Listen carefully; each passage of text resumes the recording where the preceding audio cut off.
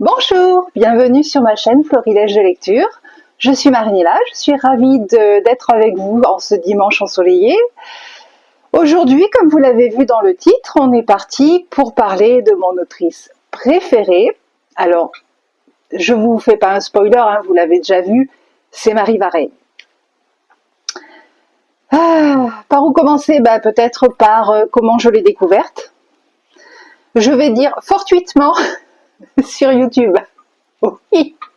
Oui, vous m'avez bien entendu. J'ai pas découvert cette autrice en librairie comme tout lecteur ou lectrice lambda.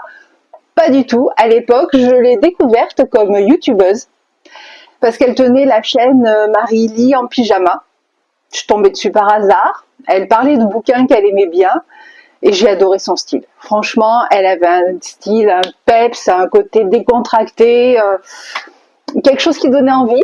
Ça m'a accroché, donc j'ai écouté ses avis, littérature, et puis, alors, pas la première vidéo, bien au contraire, mais après quelques vidéos, je me suis rendu compte qu'en fait, elle était aussi autrice, et qu'elle avait écrit notamment des feel good, parce que ce sont les premiers livres qu'elle a écrits. Alors sur le coup, je me suis dit, bon, je l'aime bien en tant que youtubeuse, mais moi, le feel good, c'est pas ma tasse de thé. Donc, j'ai continué à l'écouter en tant que youtubeuse, jusqu'au jour où quand même, ma curiosité a pris le dessus, et je me suis dit, et pourquoi pas en fait? Pourquoi je ne testerais pas? Il n'y a que les imbéciles qui ne changent pas d'avis. Donc, un beau matin, me voilà partie pour acheter ceci. Là où tu iras, j'irai. Oui, c'est le premier livre de Marie Varey que j'ai lu. Le speech de départ derrière m'emballait pas plus que ça. C'était un peu déjanté. Et puis en plus, bon après je me suis dit, tu risques rien à tenter. De toute façon, il fait 350 pages. Allons-y. Donc je vous fais le speech de la 4e de couve. Isabelle, 32 ans, un chihuahua nain prénommé Woody Allen et une carrière d'actrice comparable à celle du Titanic. Catastrophique. Le jour où elle refuse d'épouser l'homme qu'elle aime, sous prétexte qu'elle ne veut pas d'enfant, elle se retrouve à la rue. Elle accepte alors le seul rôle qu'on lui propose, se faire passer pour l'irréprochable nanny du petit Nicolas, qui n'a pas prononcé un mot depuis la mort de sa mère, afin d'infiltrer sa famille et d'y exécuter une étrange mission. Elle part donc pour l'Italie, dans la maison de vacances familiale, loin d'imaginer à quel point la rencontre avec ce petit garçon blessé par la vie va bouleverser sa vision du monde. Moi, ce bouquin, il a bouleversé ma vision de voir les feel good. Oui, je plaisante pas. J'étais complètement anti-feel good parce que je me disais, oh, c'est des romans à l'eau de rose. J'ai adoré. Je l'ai dégommé. J'ai adoré le style de l'autrice qui est loufoque, déjanté. Voilà, j'étais morte de rire en le lisant et j'ai adoré l'histoire. Franchement, je m'y attendais un petit peu que ça finisse bien. Voilà, c'est du feel good, mais quand même, franchement, j'ai été époustouflée. Donc du coup, j'ai continué à la regarder en tant que youtubeuse et puis j'ai continué à la lire en tant qu'autrice. Je suis ensuite passée à son deuxième, je peux très bien me passer de toi. Bon, alors là on est parti sur Chloé, 28 ans, parisienne jusqu'au bout des ongles, qui enchaîne des histoires d'amour catastrophiques et qui conclut un pacte un jour avec son amie Constance. Chloé devra s'exiler en pleine campagne avec l'interdiction d'approcher un homme et réaliser son rêve de toujours, écrire un roman. Constance, incorrigible romantique, s'engagera à coucher le premier soir avec un parfait inconnu. De Paris au vignoble de Bordelais, en passant par Londres, cet étrange pari entraînera les deux amis bien plus loin que prévu. Celui-là, pareil. Je me suis dit, ouais, ça a fait le même trip que le premier. J'ai adoré. Donc, voilà. Et puis, il se trouve qu'après celui-là, je me suis rendu compte que Marie Varey, elle s'était lancée dans un genre complètement différent. Ça s'appelait Elia, la passeuse d'âme. C'était un truc dystopique, Moi, c'est la couve qui m'a interpellée. Alors, vous la trouverez plus sous ce format-là, la couverture, puisqu'il me semble que cette trilogie, elle a été réimprimée par Pocket Jeunesse, PKJ, si je dis pas de bêtises. Oui, c'est ça, le même éditeur que la première fois, puisque c'était aussi chez PKJ. Alors, moi, je l'ai sous cette version-là. Voilà, Elia, la passeuse d'âme, qui d'ailleurs a eu le prix du meilleur roman jeunesse. J'ai découvert ce bouquin, bon déjà grâce à la chaîne YouTube de Marie, et c'était au moment de sa sortie. Donc vous savez, quand ça sort en général, on a le droit à avoir à la FNAC les premiers chapitres à lire. Donc je suis allée sur le site, j'ai dégommé le premier chapitre et je me suis dit, il faut que je lise. Pourtant là, pareil, hein, comme d'habitude, et une fois encore, les dystopies et les uchronies, c'est pas du tout ma came habituelle. Mais alors absolument pas.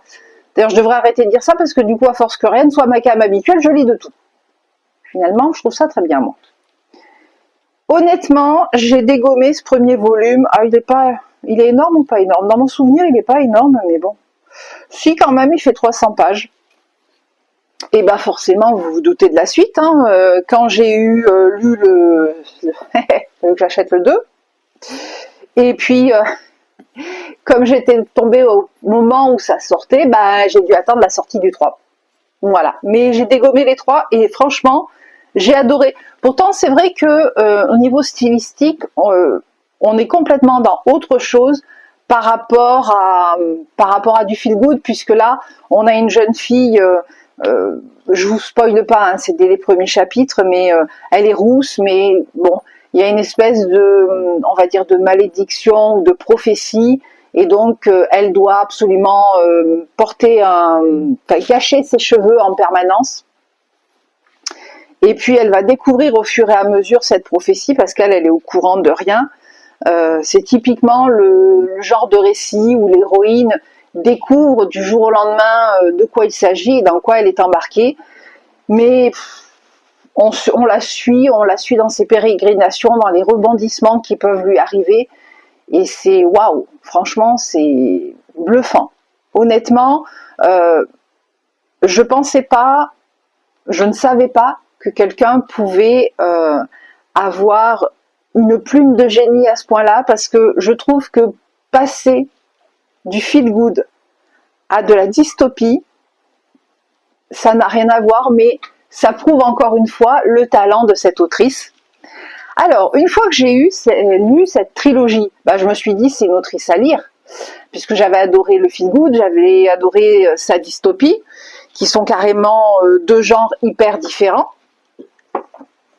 Donc je me suis dit, à suivre. Et puis il se trouve que aux périodes de Noël, je me suis rendu compte qu'elle faisait partie de la team rom-com, c'est-à-dire plusieurs autrices qui vont écrire un recueil de Noël avec des nouvelles autour d'un sujet, d'un thème récurrent, et j'ai acheté les bouquins. Ouais. Alors moi j'en ai deux, j'ai Noël et préjugés de la team rom-com, autour du thème de Jane Austen, bien évidemment, style orgueil et préjugés, et Noël Actually. Voilà.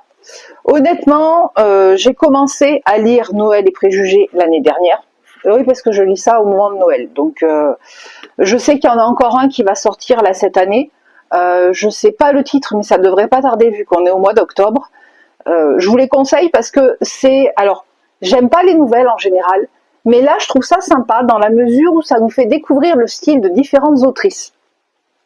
Et comme il y a du Marie Vareille, moi, à chaque fois, je fonce parce que j'adore cette autrice. Alors, après le feel good, après la dystopie et nos romances de Noël, eh ben, je suis tombée sur le bouquin suivant de Marie Vareille qui s'appelle « La vie rêvée des chaussettes orphelines ». Et là, je me suis dit, bon, allez, on est reparti dans du feel good, ça va être sympa. Pas vraiment. Alors voilà, pas du tout. Ce bouquin-là, malgré le titre qui paraît assez folklorique et assez drôle, aborde un sujet... voilà. Mais c'est bien fait. On n'est pas sur quelque chose de pâteau ou de lourd, on est sur quelque chose de léger et qui s'intensifie au fur et à mesure de la lecture pour au final découvrir le fin mot de l'histoire.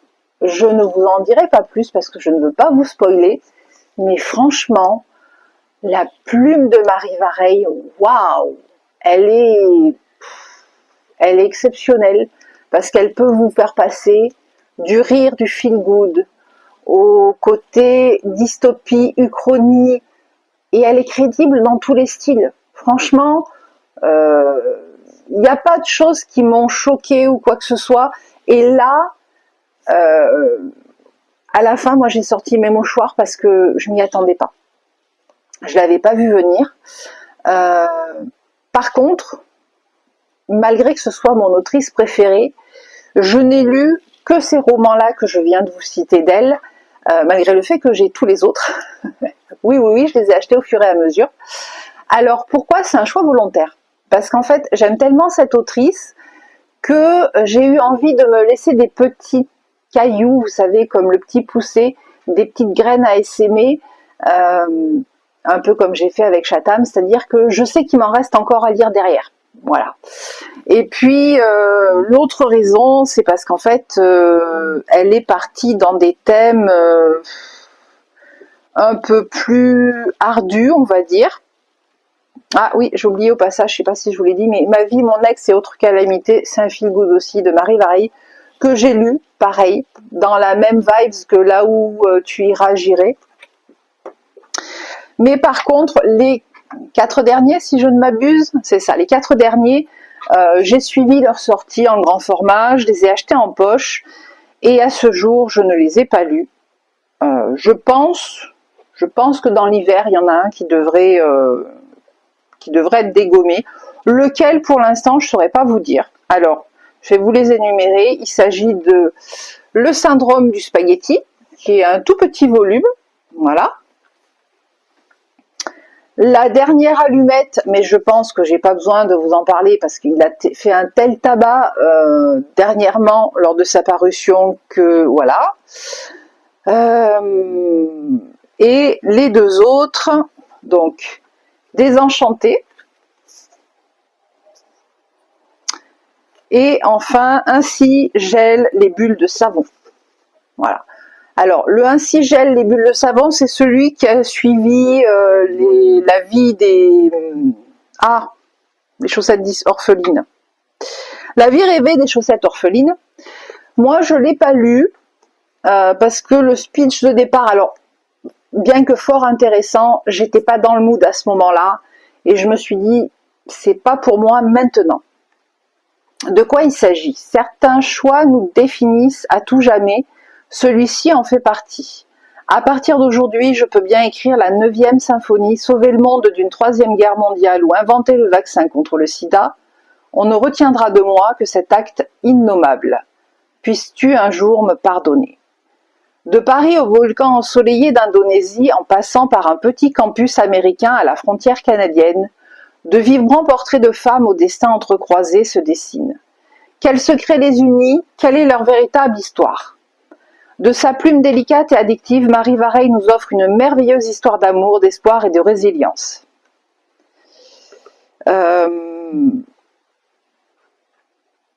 J'ai pas voulu rentrer là-dedans parce que pour moi c'était pas le moment, mais je sais que je le lirai de toute façon.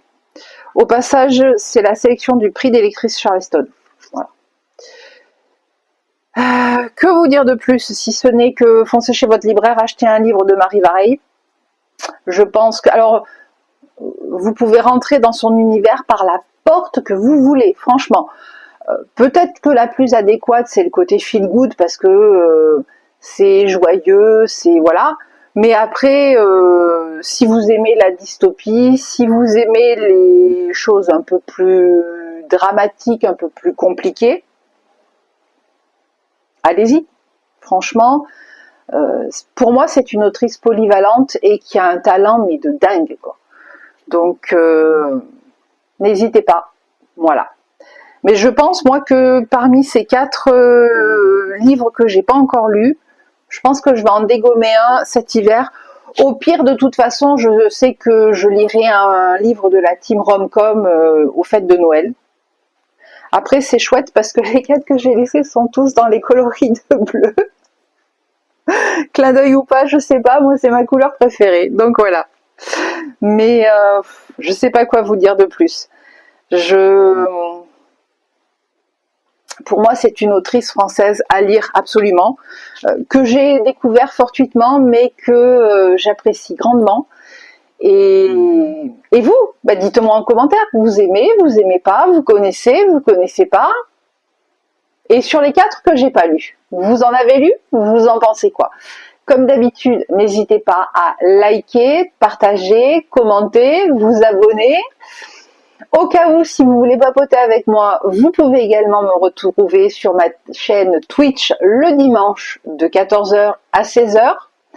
Et si vous me suivez donc sur Twitch ou sur les autres réseaux, sur Instagram, sur Facebook, vous avez le programme de mes lives. Il y en a un notamment si vous aimez les classiques, parce que j'ai un fil rouge sur ma chaîne Twitch à propos des Misérables de Victor Hugo. Donc si c'est votre cam, les classiques, n'hésitez pas à me suivre aussi en semaine sur ce live spécifique. Quoi vous dire de plus? Nous, on va se retrouver comme d'habitude sur cette chaîne dimanche prochain pour une nouvelle vidéo. En attendant, je vous souhaite une excellente semaine, de très belles lectures et je vous dis à bientôt. Ciao!